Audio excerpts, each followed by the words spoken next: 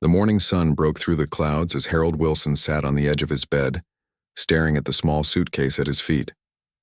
At 93, his weathered hands trembled slightly as he folded his last sweater and tucked it inside.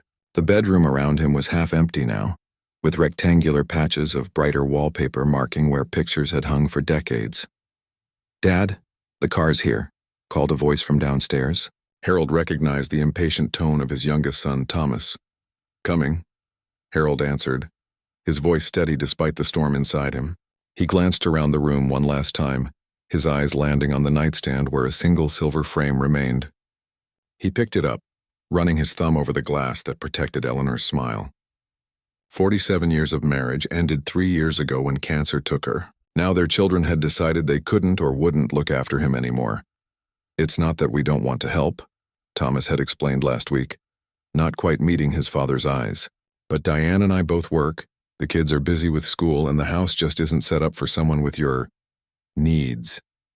Your needs." As if growing old was something Harold had chosen to do to inconvenience them all. His daughter Patricia had been more blunt. "The retirement home is the best option. Dad, you'll have people around all the time, proper care. We can't provide that." What Patricia didn't mention was that the retirement home was actually a state-funded facility on the outskirts of town. Harold's modest pension and savings had been steadily drained by medical bills after Eleanor's illness. The house would be sold to cover debts, leaving Harold with almost nothing. Harold tucked the photo frame carefully between layers of clothing in the suitcase. The doorbell rang downstairs, followed by muffled voices. "Dad, they're waiting." Harold zipped the suitcase closed and stood up slowly, fighting the stiffness in his knees. He'd taught music for over 40 years, playing piano at weddings and special events on weekends for extra money. Now his arthritic hands could barely button his shirt some mornings. As he made his way downstairs, Harold noticed Thomas checking his watch. In the living room stood a bored-looking young man in a polo shirt with a care facility logo. "Mr. Wilson, I'm Ben from Sunnyside Retirement. Ready to go?" Harold nodded, not trusting his voice. The house around him, where he and Eleanor had raised their 3 children, hosted countless Christmas dinners, and grown old together, would be listed for sale by tomorrow. Thomas patted his shoulder awkwardly. "We'll visit soon, Dad, once you're settled." The drive to Sunnyside took 20 minutes, during which Ben tried to fill the silence with cheerful descriptions of bingo nights and cafeteria schedules. Harold watched his neighborhood disappear, then the familiar shops of downtown, until they were driving through areas of the city he barely recognized. Sunnyside wasn't terrible, but it wasn't home. The room was clean but small, with beige walls and a window overlooking the parking lot. Harold spent the first week sitting in the provided armchair, watching the comings and goings below, wondering if Thomas's car would appear. It didn't. After 2 months, Harold received the news via a phone call from Patricia. The house had sold, but at a much lower price than expected. After settling remaining medical bills and other debts, there was almost nothing left. "What this means, Dad," Patricia said, her voice clinical, "is that your pension won't cover the full cost of Sunnyside anymore. You'll need to consider other options." "Other options?" Harold repeated. "There's a state facility about an hour away. They have openings." Harold closed his eyes. "I see. I'm sorry, Dad, we just don't have room at our places." That evening, Harold sat on his bed and opened the drawer where he kept Eleanor's photo.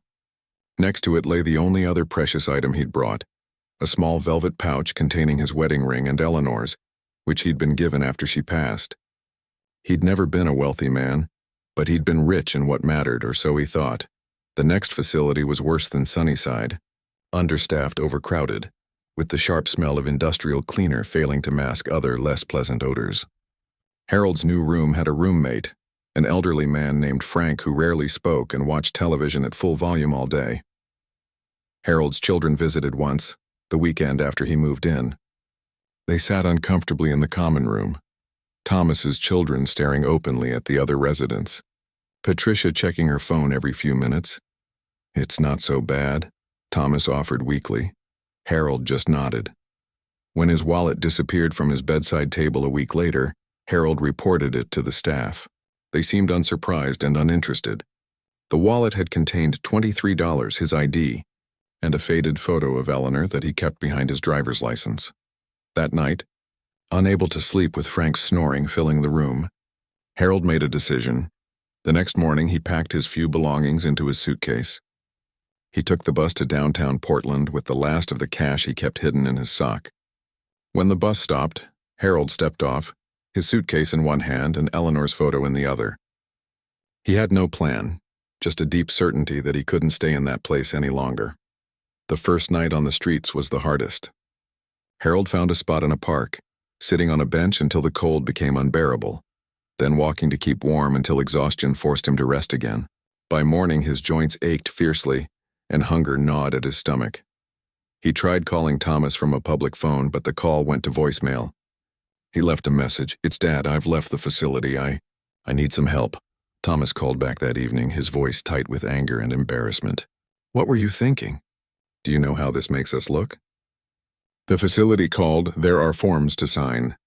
"You can't just leave." "I couldn't stay there, Tommy." "Well, you can't stay with us either. We've been through this." The line went quiet for a moment. "Where are you now?" Thomas finally asked.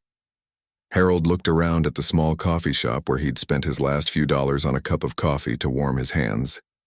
"Downtown. Just go back to the facility. I'll call them, smooth things over." "I can't go back there," Thomas sighed. "Then I don't know what to tell you, Dad. We've done everything we can."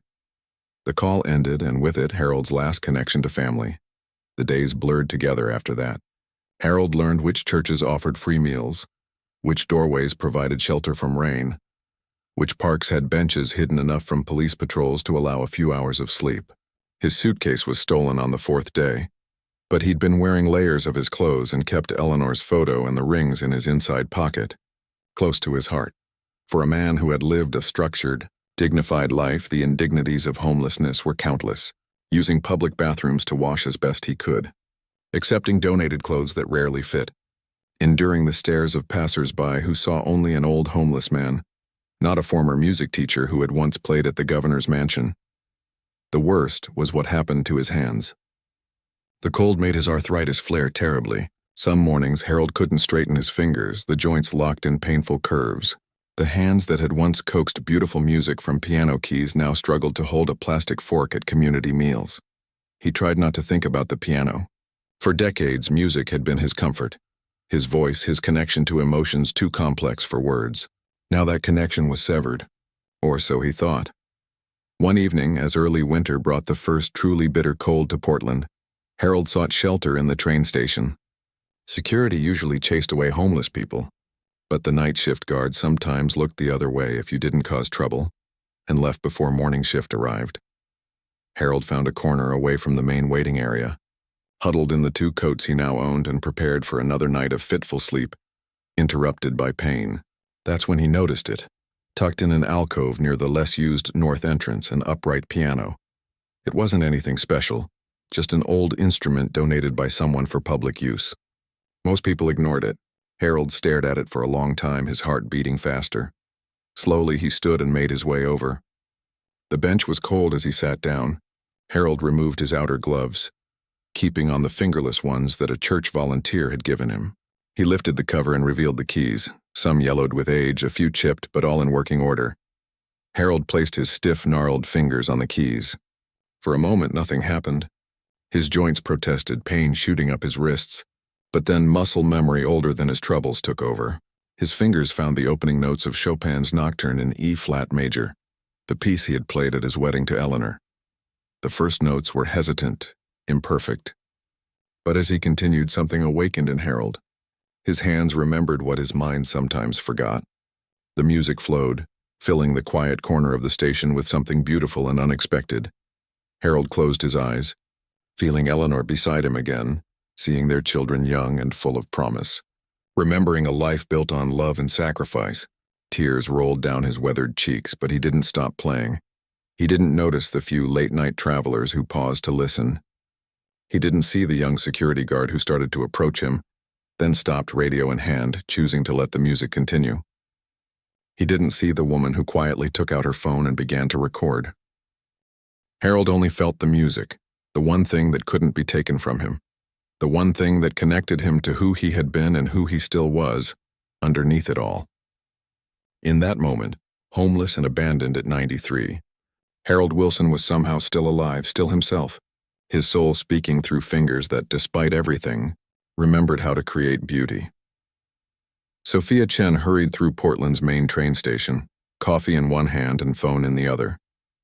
Another late night at the newspaper office had left her exhausted, but the story she'd been working on still wasn't right.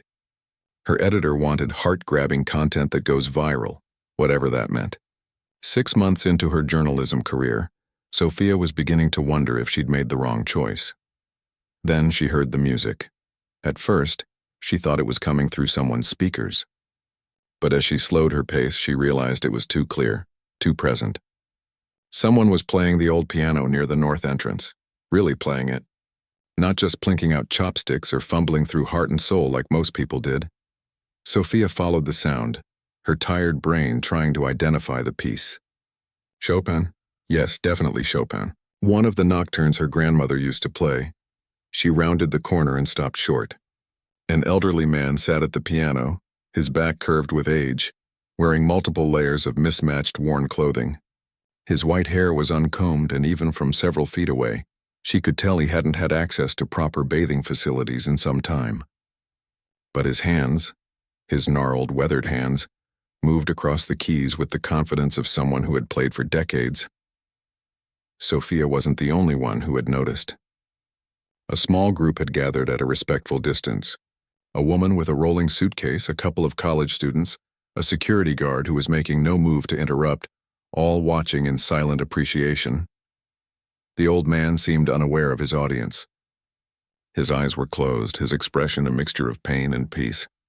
As the nocturne reached its emotional peak, tears slipped down his lined cheeks, disappearing into his untrimmed beard. Without thinking, Sophia raised her phone and began recording. Not for her newspaper or for social media fame, but because the moment felt important somehow. A moment that deserved to be preserved. The piece ended, the final notes hanging in the air. For a few seconds, nobody moved. Then the small audience broke into quiet applause. The old man's eyes opened, looking startled, as if he'd forgotten where he was. "That was beautiful," said one of the college students. "Could you play something else?" The old man stared at his hands for a moment, then nodded slowly. He began again, this time playing something livelier, Debussy's Gollywog's Cakewalk, his fingers dancing despite their stiffness. Sophia moved closer, still recording. As she did, she noticed details about the man. How the edges of his fingerless gloves were frayed. How his coat had been mended multiple times with different colored thread. How, despite his obvious situation, there was a dignity in his posture at the piano that spoke of a different life before this one. When the second piece ended, the small crowd applauded again, louder this time. A few people dropped dollar bills into the empty coffee cups sitting on top of the piano. The old man nodded his thanks but didn't speak. As the crowd dispersed, Sophia stayed. Something about this story, because she knew now that there was a story here, pulled at her. Not the viral content her editor wanted, perhaps, but something real. "Excuse me," she said, approaching the piano. "My name is Sophia Chen. I work for the Portland Chronicle." The old man looked up at her, his blue eyes surprisingly clear and sharp in his weathered face.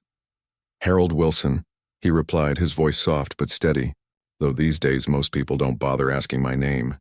"Mr. Wilson, your playing is extraordinary. Would you mind if I asked you a few questions?"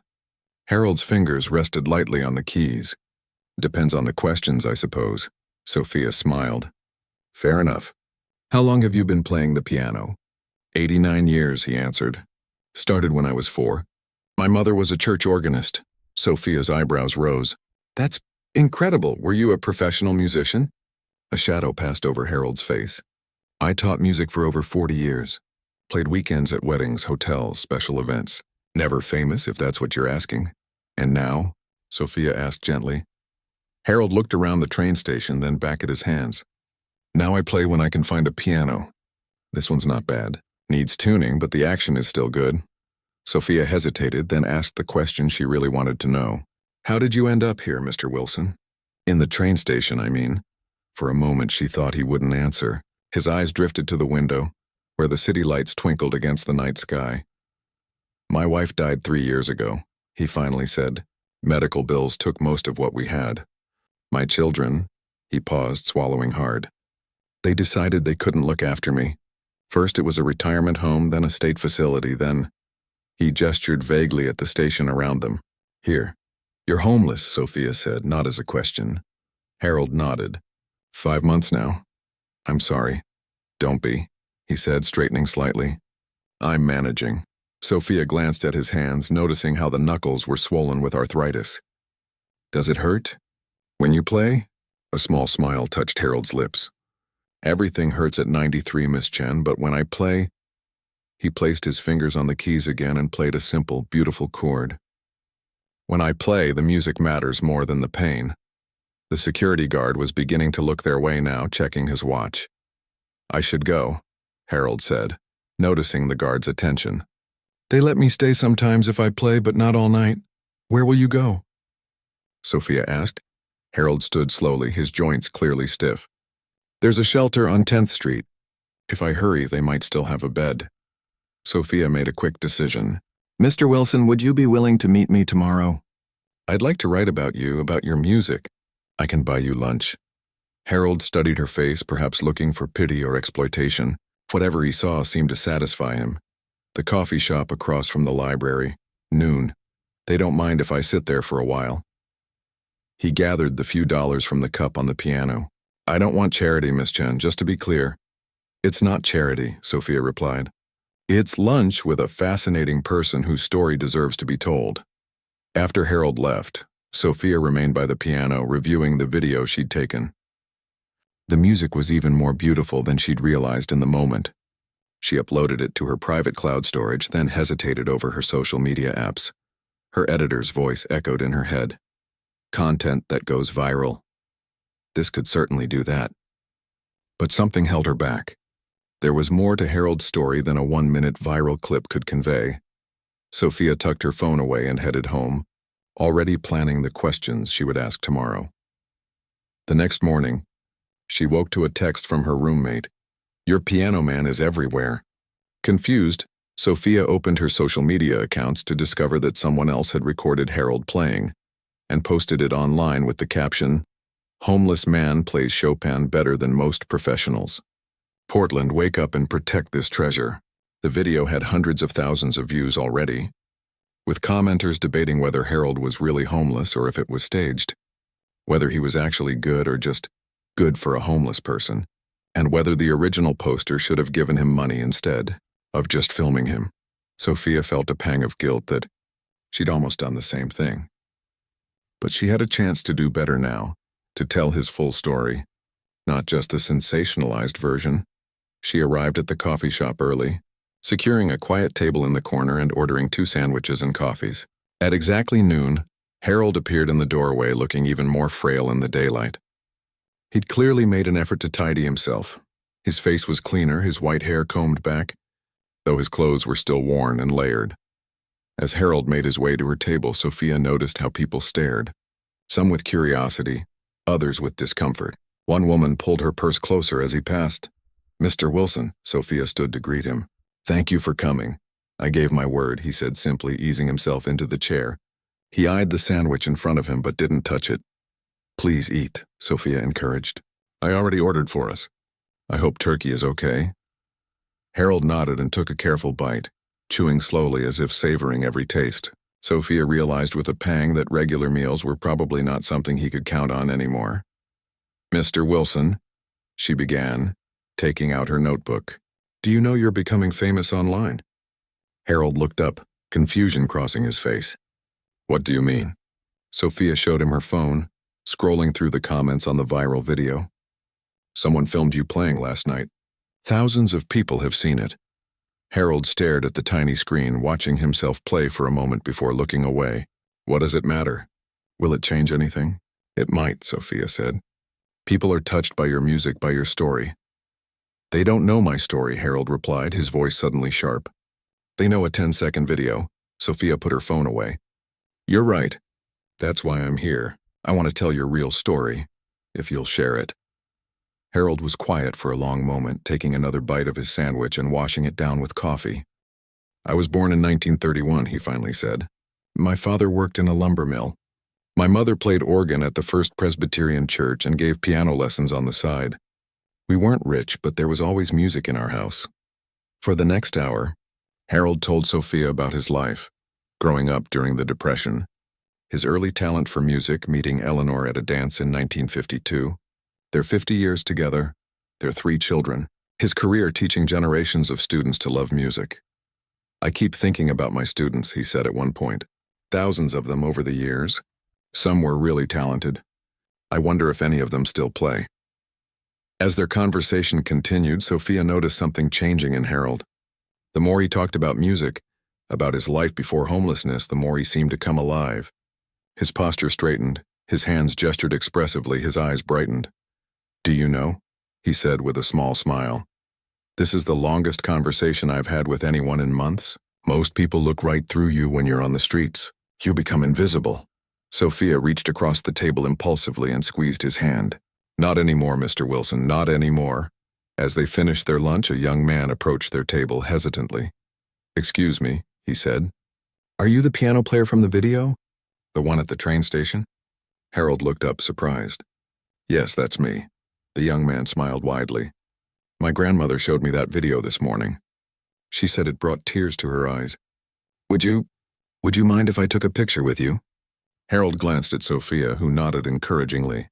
"I suppose that would be all right," he said. As the young man knelt beside Harold's chair for a selfie, Sophia realized that something unexpected was happening. Harold Wilson, forgotten by his family and invisible to society for months, was being seen again, and it was just the beginning. Sophia sat at her desk, fingers hovering over her keyboard. 3 days had passed since her lunch with Harold, and she'd written and rewritten the opening paragraph of his story at least 20 times. None of them felt right. How could she capture the essence of a 93-year-old homeless man who played Chopin like he was born to it? "Chen, in my office." Her editor, George Winters, stood in his doorway, coffee mug in hand, eyebrows raised expectantly. Sophia sighed and gathered her notes. "Please tell me you've got something good," George said as she entered. "The lifestyle section is looking painfully dull this week." "I'm working on that story about the homeless pianist," Sophia replied, sitting down across from him. "But I'm struggling with the angle." "What's to struggle with? Homeless guy plays piano, people get emotional, we get clicks. Done." George took a sip of his coffee. "Just don't make it too depressing. People want to feel good after reading it," Sophia frowned. "There's more to it than that. Harold Wilson isn't just some curiosity. He taught music for 40 years. He raised a family. He had a life before all this. And now he's living in a train station. That's the hook, Sophia." George leaned forward. "Look, I'm not saying ignore the human element. That's what makes people share these stories. Just keep it tight.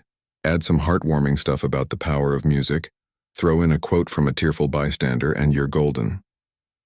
Sophia opened her mouth to argue, then closed it. George wasn't a bad person, just a product of a changing media landscape where depth often lost out to clickability.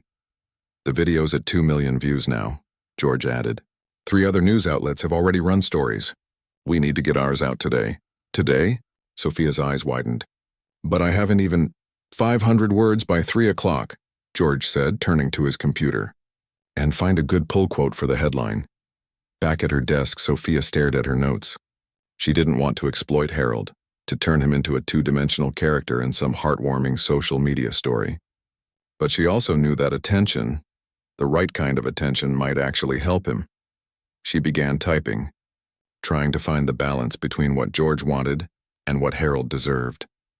By 2:30, she had a draft. It wasn't perfect, but it told more of Harold's story than just homeless man plays piano. She had included details about his career as a music teacher, about losing his wife Eleanor, about the circumstances that led to his homelessness. She'd ended with a quote from Harold that had stuck with her. "When I play, I'm not homeless anymore. I'm just a musician." George made a few edits, mostly cutting details about Harold's past to make room for more description of the viral video, then uploaded it to the paper's website with the headline, "Portland's Homeless Piano Man, the heartbreaking story behind the viral video." Sophia winced at the headline but knew it could have been worse. "Not bad. Chen," George said as she was packing up to leave. "Readers are already sharing it. Might even get picked up nationally." Sophia nodded, but her mind was elsewhere. She needed to tell Harold about the article before he saw it online, or, worse, heard about it from someone else. She headed straight to the train station. She found him sitting on a bench near the piano, watching people rush by. He looked thinner than he had a few days ago, more tired. "Mr. Wilson?" she called, approaching him. He looked up, his expression brightening slightly when he recognized her. "Miss Chen, I didn't expect to see you again so soon." Sophia sat beside him. "My article about you was published today. I wanted you to know." Harold nodded slowly. "I see, and what did you say about me?" "I tried to tell your story honestly," Sophia said. "About your teaching career, about Eleanor, about how you ended up here. I hope you'll feel I did you justice." Harold was quiet for a moment. "May I read it?" Sophia handed him her phone with the article displayed. She watched anxiously as he read, his expression unreadable. When he finished, he handed the phone back. "Thank you," he said simply. "For what?" "For not making me a caricature. For remembering I'm a person, not just a story." Sophia felt a wave of relief. "The video of you playing is up to 2 million views now. People all over the country have seen it." Harold shook his head in disbelief. 2 million? I can't even imagine that many people." "It's going to get bigger," Sophia said. "Other news outlets are covering it too. I wouldn't be surprised if some television shows reach out." "What for?" Harold asked, genuinely puzzled. "Because people are moved by your story," Sophia explained. "By your talent. By the contrast between your circumstances and your gift." Harold looked down at his hands. "I'm not sure how I feel about being an object of fascination." "It might help, though," Sophia suggested carefully. "People want to help when they connect with someone's story. I don't want charity," Harold said firmly. "It's not charity to accept help when you need it," Sophia replied gently. Before Harold could respond, a young woman approached them hesitantly. "Excuse me," she said. "Are you Harold Wilson, the pianist from the video?" Harold looked surprised but nodded. "I just wanted to say that your playing is beautiful," the woman continued. "My grandmother had dementia, but she still remembered how to play piano until the day she died. Music stays with us, doesn't it?" "Yes," Harold said softly. "It does," the woman smiled, then walked away. Within minutes, another person approached, then another. Some just wanted to compliment his playing. Others asked to take photos with him. A few pressed money into his hands despite his protests. Sophia watched in amazement as word spread through the station that the piano man from the viral video was present. A small crowd gathered, respectful but eager. "Could you play something for us?" someone asked. Harold glanced at Sophia, looking overwhelmed. She gave him an encouraging nod. Slowly, he made his way to the piano, the crowd parting to let him through. He sat down, adjusted his fingerless gloves, and began to play. This time he chose Beethoven's Moonlight Sonata, the haunting notes filling the station. People stopped to listen, many holding up phones to record. Sophia noticed tears on several faces as the music swelled. When he finished, the applause was immediate and enthusiastic. Someone had placed a hat on top of the piano, and people began dropping money into it. Coins, bills, whatever they had. Harold played 3 more pieces before his hands began to tremble with fatigue. As he stood, a station manager approached. "Sir," the manager said, "I'm supposed to tell you that you can't solicit money here." The crowd began to protest, but Harold raised a hand. "It's all right. I understand. But," the manager continued, looking slightly uncomfortable, "my supervisor wanted me to ask if you'd be interested in playing here regularly. Not for money from passengers, but we might be able to work something out. An official position, sort of." Harold stared at the man in disbelief. "An official position?" "Nothing big," the manager said quickly. "A few hours a day, a small stipend. The higher-ups think you add." "What did they call it?" "Atmosphere." Before Harold could answer, a well-dressed woman pushed through the crowd. "Mr. Wilson? I'm Louise Henderson from KPTV News. We'd love to have you on our morning show tomorrow. Would that be possible?" Harold looked at Sophia, clearly overwhelmed. She stepped in. "Mr. Wilson needs some time to consider these offers. Perhaps you could leave your contact information?" As the crowd slowly dispersed, Sophia and Harold sat back down on the bench. "What's happening?" he asked quietly. "Your life is changing," Sophia replied. "The question is, are you ready for it?" The next morning, Sophia met Harold at a small cafe near the TV station. The owner, having recognized him from the video, had insisted on providing breakfast free of charge. "How are you feeling?" Sophia asked as Harold picked at his eggs. "Nervous," he admitted. "I haven't been on television before." "What if they ask about my family?" Sophia reached across the table and squeezed his hand. "You only have to share what you're comfortable sharing, and I'll be right there with you." The KPTV interview went better than either of them expected. The hosts were respectful, focusing more on Harold's music than his homelessness. They had brought in a keyboard and Harold played a short piece, his fingers still stiff but moving with practiced grace. By the time they left the studio, 3 more interview requests had come in, along with an invitation for Harold to play at a charity event that weekend. "It's too much," Harold said as they walked back toward the train station. "I don't know if I can do this." "You don't have to do all of it," Sophia assured him. "You can choose what feels right."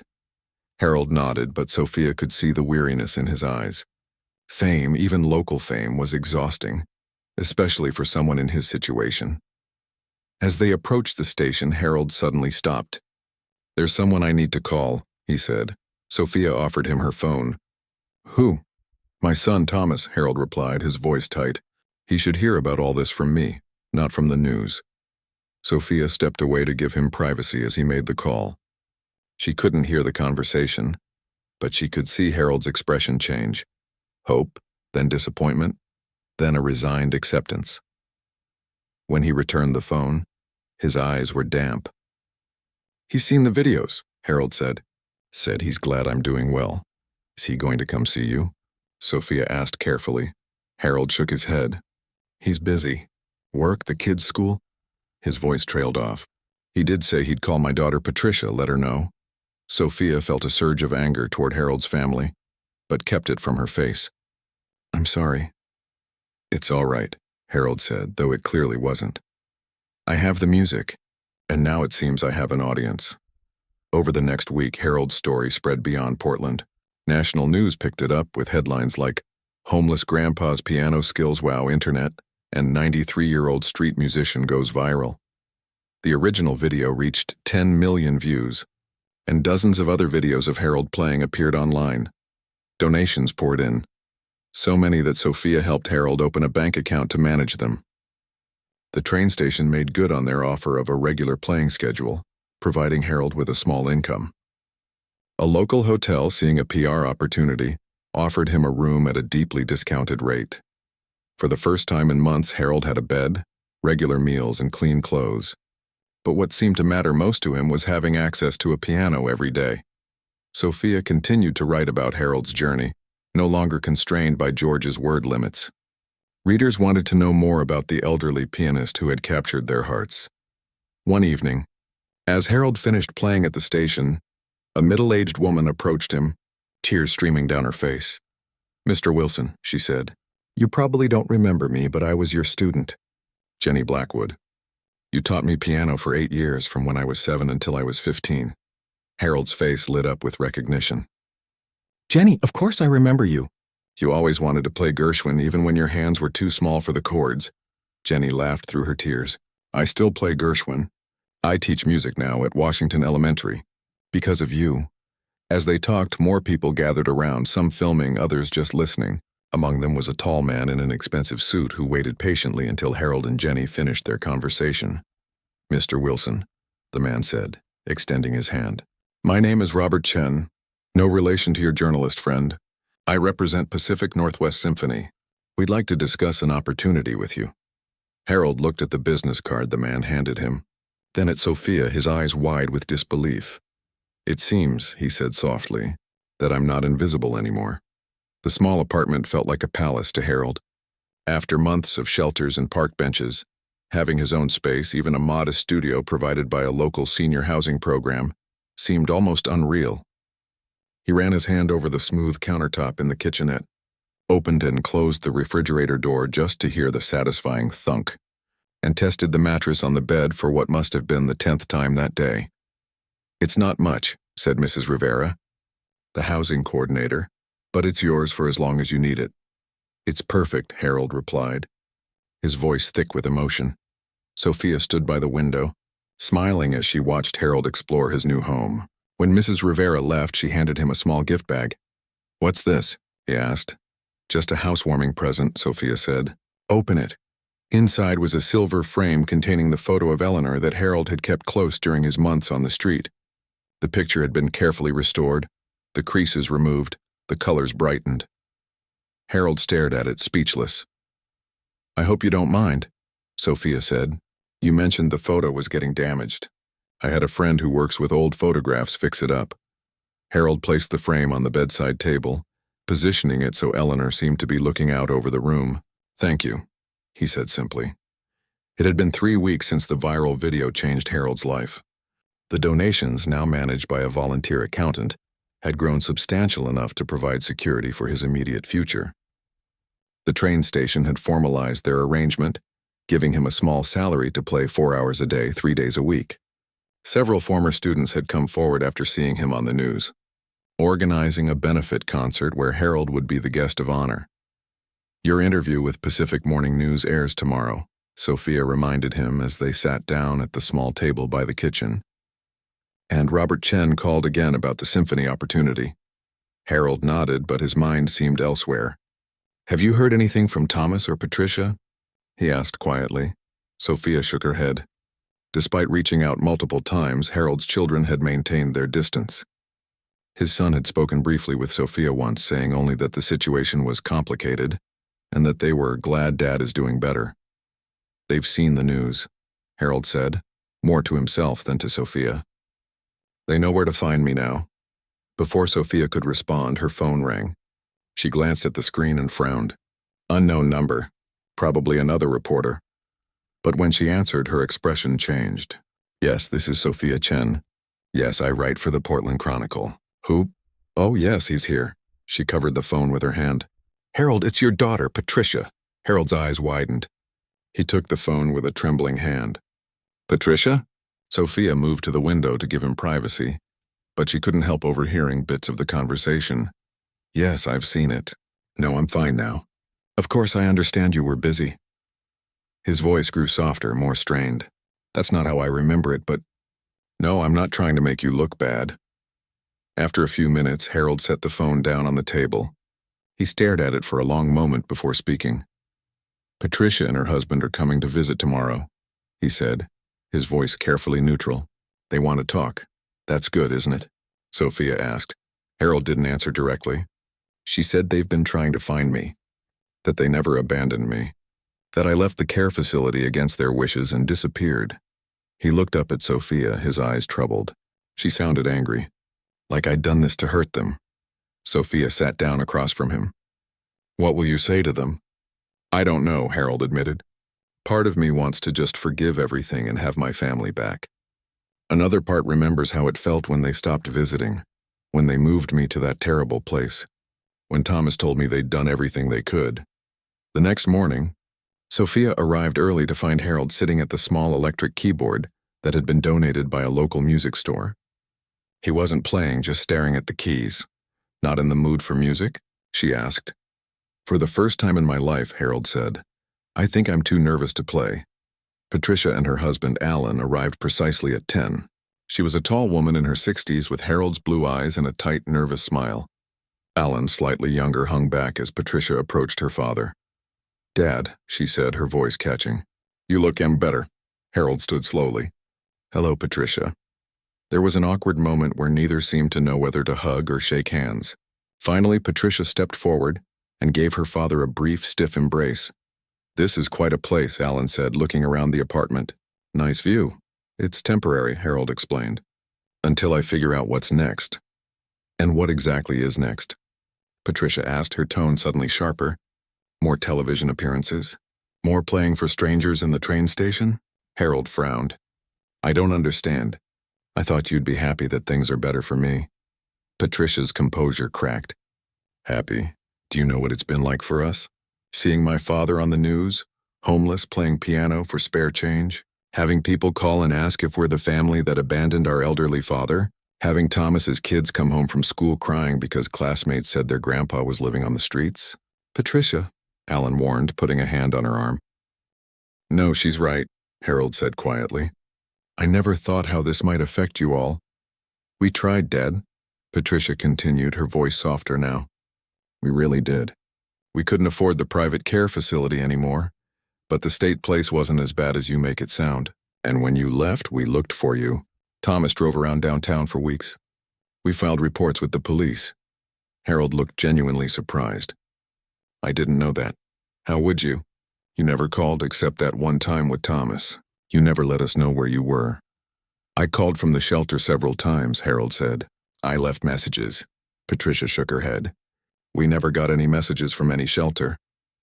They stared at each other, the years of misunderstanding and hurt hanging in the air between them. Sophia, feeling like an intruder, moved toward the door. I should give you some privacy. No, Harold said. Please stay.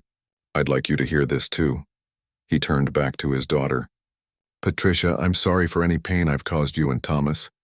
That was never my intention. But you need to understand something. When your mother died, I lost my partner of 50 years. When I lost my home, I lost the place where all our memories lived. And when I ended up in that state facility, I lost my dignity.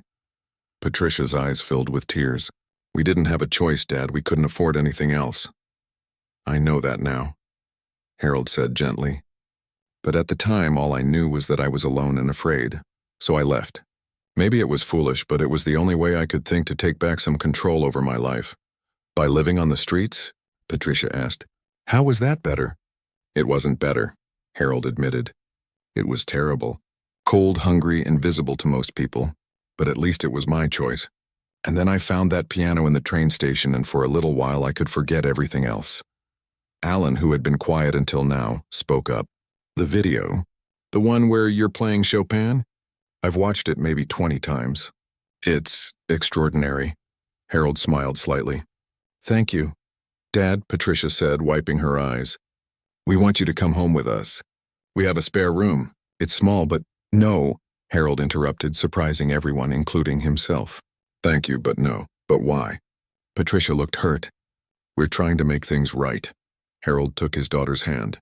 And I appreciate that more than I can say. But going back now, moving into your spare room, it wouldn't be right, not yet. We need time, all of us, to heal from this. And I need to see where this new chapter takes me.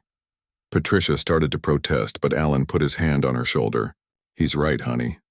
We can't just go back to the way things were. Too much has happened. They talked for another hour, the conversation gradually becoming less strained. Patricia showed Harold pictures of his grandchildren on her phone. Harold told them about the upcoming benefit concert and the possibility of working with the symphony. When they finally stood to leave, Patricia hugged her father again, longer this time. Will you at least come for dinner next Sunday? The kids miss you. Thomas and his family will be there too. Harold smiled. I'd like that very much. After they left, Harold sat heavily on the edge of the bed. That was harder than any concert I've ever played. Sophia squeezed his shoulder. You did great, both of you. Do you think we can fix things? Harold asked. After everything that's happened? I don't know, Sophia answered honestly. But today was a start. The following week brought more changes. Robert Chen from the Pacific Northwest Symphony finally convinced Harold to accept their offer, not to perform as a soloist, which Harold insisted his hands could no longer manage for a full concert, but to participate in a special program bringing music to schools and retirement homes. Think about it, Robert had said. Your story, your music, inspiring young people and comforting the elderly. It's perfect. The benefit concert organized by Harold's former students sold out the local community college auditorium. Harold, wearing a new suit bought for the occasion, sat in the front row, listening as one student after another performed pieces he had taught them decades ago. Jenny Blackwood, now a music teacher herself, played a Gershwin piece that brought tears to Harold's eyes. When she finished, she spoke into the microphone. Mr. Wilson taught me more than just how to play piano, she said. He taught me to hear the story in every piece of music. To feel the emotion behind the notes. When I teach my own students now, I try to pass on that same gift. At the end of the concert, Harold was invited onto the stage. The audience rose to their feet, applauding the man whose story had touched so many. Harold made his way slowly to the piano at center stage. The room fell silent as he sat down. For a moment he didn't play, just looked out at the sea of faces. Thank you all for coming tonight, he said, his voice stronger than it had been in months. A few months ago I was invisible. Now thanks to a video, a kind journalist, and the power of music, I'm here with all of you. Life is strange that way. He positioned his fingers over the keys. This piece was my wife Eleanor's favorite. I played it at our wedding and at her funeral. Tonight I play it for everyone who has ever felt lost or forgotten. May you find your way back to the music in your life. The first notes of Debussy's Clair de Lune floated out over the hushed audience. Harold played with his eyes closed, his face peaceful despite the effort it cost his arthritic hands. In the front row, Patricia and Thomas watched their father, really seeing him perhaps for the first time in years. Not as a burden, not as a responsibility, but as a man of remarkable talent and resilience. Sophia, standing at the back of the auditorium, felt a lump in her throat as she watched. The story she had helped tell was far from over, but tonight, at least, it had reached a beautiful movement. As the final notes faded away, Harold opened his eyes to find the audience on their feet once more, many wiping away tears. He stood slowly and bowed, his gaze finding his children in the front row. It wasn't perfect. There were still hard conversations ahead, still wounds to heal. But the music had opened a door, and for tonight that was enough. Harold straightened his bow tie in the mirror, his fingers trembling slightly. Not from arthritis this time, but from nerves. Behind him, Sophia adjusted the shoulders of his new tuxedo. "Stop fidgeting," she said with a smile. "You look perfect." "I haven't worn a tuxedo in over 40 years, Harold replied. "Not since Eleanor and I attended a governor's arts banquet in 1982. "Well, it suits you," Sophia assured him. "Very distinguished." At 98 years old, Harold Wilson was about to give the most important performance of his life. 5 years after being discovered playing piano in a train station, he had been invited to perform at Portland's Grand Concert Hall, the same venue where he had once played as a young man before setting aside his concert aspirations to teach and raise a family. "Are you sure I can do this?" Harold asked, his voice betraying a rare moment of doubt. "Absolutely sure," Sophia replied. "You've been practicing for months, and you won't be alone up there." That was true. The Pacific Northwest Symphony would accompany him for Beethoven's Emperor Concerto, a piece Harold had loved his entire life, but never performed publicly. He would play only the second movement, as a full concerto would be too taxing for his hands. But even that had required intensive preparation. A knock at the dressing room door announced Robert Chen, now Harold's manager and friend. "10 minutes, Harold," Robert said. "How are you feeling?" "Like a nervous schoolboy," Harold admitted with a small laugh. "The hall is packed," Robert continued. "We even had to add chairs in the back. And wait until you see who's in the front row." Harold's eyes brightened. "They came?" Robert nodded. "All of them. Thomas, Patricia, and all 5 grandchildren. Even little Alex, who flew in from college in Boston." Harold took a deep breath, steadying himself against the dressing table. The past 5 years had been a journey of healing with his family. Slow at first, Sunday dinners, cautious conversations, the gradual rebuilding of trust. Thomas had been the most resistant, still carrying the hurt and guilt of those difficult years. But time and effort had softened the edges of old wounds. "Ready?" Sophia asked, offering her arm. Harold nodded. "As I'll ever be." The journey to the stage seemed both endless and too quick. Harold could hear the murmur of the audience, the occasional cough, the rustle of programs. Then Robert was announcing him, and applause washed over him as he stepped into the light. The crowd rose to their feet as Harold made his way carefully to the grand piano at center stage. He acknowledged the symphony conductor with a nod, then turned to face the audience. The spotlights made it hard to see faces, but in the front row, he could make out his family, Thomas and his wife, Patricia and Alan and the grandchildren, all watching with proud smiles. Harold sat at the piano, adjusted the bench and flexed his fingers. The conductor raised his baton, and the orchestra began the gentle introduction to the second movement of Beethoven's Emperor Concerto. As Harold joined in, his hands moving with practiced precision, the years seemed to fall away. He was not a 98-year-old man who had once been homeless. He was simply a musician, speaking through the language of notes and phrases that had sustained him his entire life. The adagio movement flowed through him, each note clear and purposeful. Harold played with his eyes closed at times, feeling rather than seeing the music. The orchestra responded to his subtle shifts in tempo and dynamics, creating a conversation between piano and instruments that felt almost like breathing. When the final chord faded away, there was a moment of complete silence before the hall erupted in applause. Harold stood slowly, bowing to the audience, then to the orchestra. Flowers appeared from somewhere, handed to him by a young violinist with tears in her eyes. As the applause continued, Harold made his way to the microphone at the front of the stage. "Thank you," he said, his voice steady despite his emotion. "Music has been my constant companion for 94 years, from my mother's piano lessons when I was 4, through teaching generations of students, to playing in a train station when I had nowhere else to go." The audience grew quiet, hanging on his words. "5 years ago I was invisible," Harold continued. "One of the many elderly homeless people that most of you would walk past without seeing. I don't blame you for that. It's human nature to look away from what makes us uncomfortable. But then someone heard me play, someone saw me, and everything changed." Harold gestured toward Sophia in the wings. "That young woman wrote about me, not as a curiosity or a tragedy, but as a person with a story worth telling. Others helped too. The kind people at the train station, former students who remembered me, strangers who sent donations, and eventually my family, who found their way back to me as I found my way back to myself." He paused, looking down at his hands. "These old hands don't work as well as they once did. The arthritis makes every performance a challenge, but I've learned that music, like life, isn't about perfection. It's about expressing what's in your heart, even when it's difficult, especially when it's difficult." Harold looked out at the audience again, his gaze finding his family in the front row. "Tonight is not just a concert for me.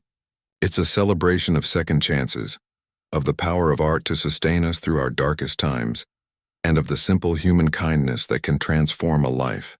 Thank you for being part of my story." The standing ovation lasted nearly 5 minutes. Harold accepted it with grace, but the most meaningful moment came afterward, when he joined his family for a private celebration in a room behind the stage. "Grandpa, you were amazing," said Alex, his oldest grandchild, now a college student studying, to everyone's surprise, music education. "Not too bad for an old man," Harold replied with a wink. Thomas, who had been quiet until now, suddenly embraced his father. "I'm sorry," he whispered. "For everything." "I know," Harold said simply. "Me too." Later that evening, as the excitement wound down, Harold and Sophia sat in a quiet corner of the reception area. "So," Sophia said, "what's next for the famous Harold Wilson?" Harold laughed. "Famous might be stretching it a bit." "Tell that to your 10 million YouTube viewers," Sophia countered. "Or the people who bought tickets to hear you play tonight." Harold considered her question seriously. "I've been thinking about that. The money from tonight's performance, plus what's left of the donations, it's more than I need for myself at this point." "You're thinking of giving it away?" Sophia asked. Harold nodded. "I want to start a program for elderly musicians who've fallen on hard times, maybe even a small residence where they can live and teach and play." "That sounds wonderful," Sophia said. "A real legacy. Will you help me?" Harold asked. "You're better with words than I am." "Of course," Sophia replied. "We'll start planning tomorrow." The next morning, Harold woke early in his small apartment. It wasn't fancy, but it was comfortable, and most importantly, it was his. The silver frame with Eleanor's photo still held the place of honor by his bed. "You wouldn't believe last night, Elle," he said to the photo as he did each morning. "Our grandchildren have grown so tall. And Alex reminds me of you when he laughs." Harold dressed carefully and made his way to the community center a few blocks from his apartment. The walk was slower these days, but he still insisted on making it when weather permitted. Inside, a classroom had been converted into a small music studio, with an upright piano and chairs arranged in a semicircle.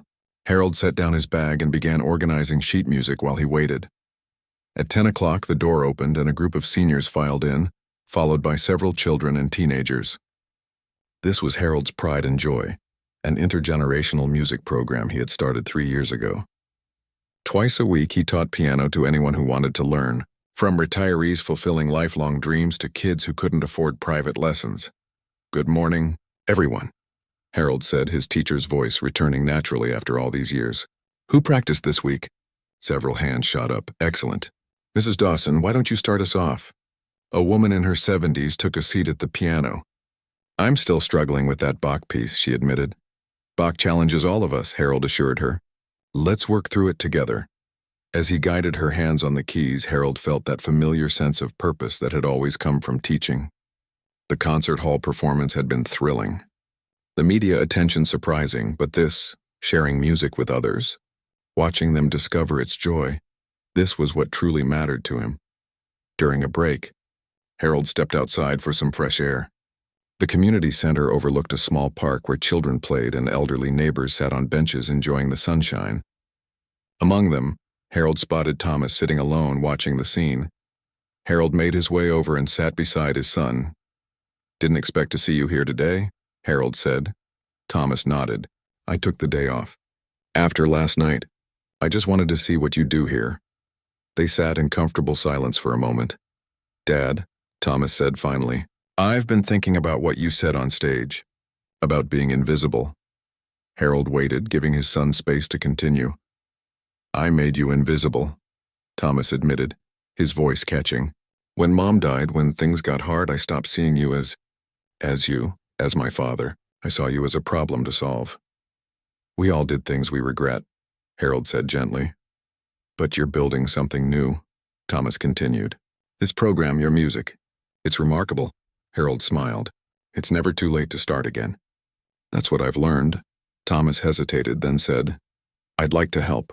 With your program for elderly musicians, I'm good with finances, with organization, if you'd want that." Harold felt something tight in his chest loosen. "I'd like that very much." Back inside, Harold's students were waiting.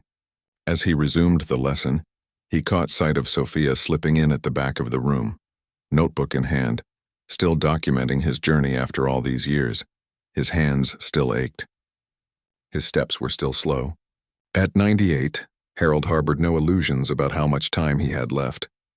But as he guided a young boy's fingers to find the right keys, as he nodded encouragement to an elderly woman, finally learning to play after decades of putting everyone else first, Harold Wilson knew one thing for certain.